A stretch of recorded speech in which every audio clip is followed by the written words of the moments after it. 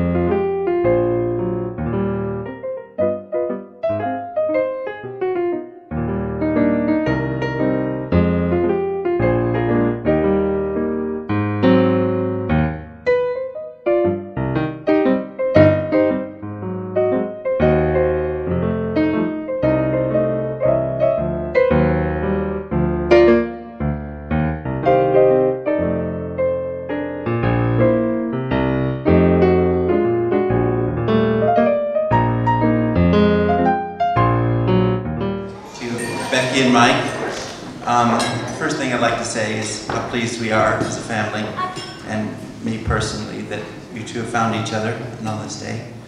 But before I actually propose the toast, I'd like to do two things. First thing I'd like to do is to remember our father and brother who aren't here today, who would have been very pleased to be here. Second thing I'd like to do is something that they told me I had to do, I didn't want to do. It's a story about Becky and the Jeep. I think probably everybody's heard it. But I'll tell my side. It also tells a little bit about Becky. When she was young, when she was quite a bit younger than I was, she was 10 years younger, and we always looked at her as actually a little tomboy. There's a picture making the rounds of her with a dog in a train conductor's kind of overalls, and that's the way she used to run around, and she was very much of a tomboy, and I used to think of her in that way, and it actually affected my judgment at one point in relation to my having to drop her off at school. I used to have a Jeep, which is a World War II military Jeep with no doors, and a clutch that was margin. And in fact, on this particular occasion, when I had to drop her off at school, it wasn't working at all. And then the Jeep would go, but you put in the clutch and the Jeep was still going. So I had to figure out whether I was going to stop and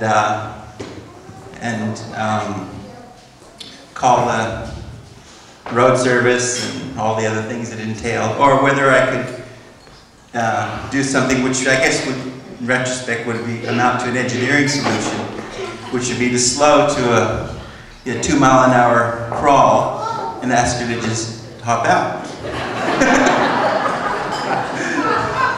She would have been about 6 or 7 at the time.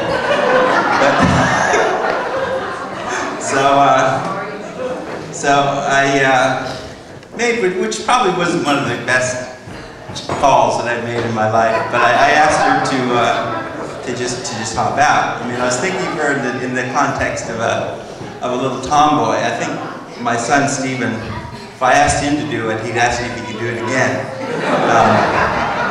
But I was thinking of her in a different way, obviously, than I should have. She was actually a little lady, not so much of a tomboy. She was a little lady. Anyway, fortunately, Mike has helped her forgive the male of the species, and I wish them all the very best. I'm Norma, and sometimes I introduce myself, unfortunately, as Norma the wedding lady. As most of you know, I'm a wedding professional, and I'm writing a book, and I hate to tell you the name. It's called When Are We Going to Cut the Cake? And one of the chapters, and Becky has done this whole thing. I haven't done anything. I really haven't. One of the chapters is going to be the best wedding I didn't do. Do you agree? Yeah.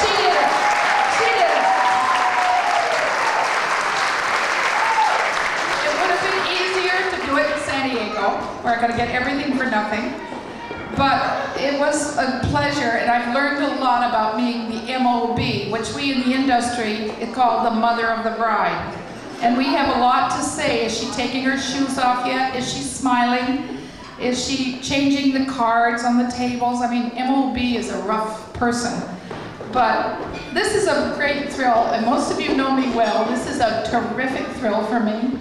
And I cry very quickly and easily. I've given 1,000 toasts at a wedding, and I do it in Spanish, which I'll give you in a minute. But this is a fabulous thrill, and look at how beautiful they are over there.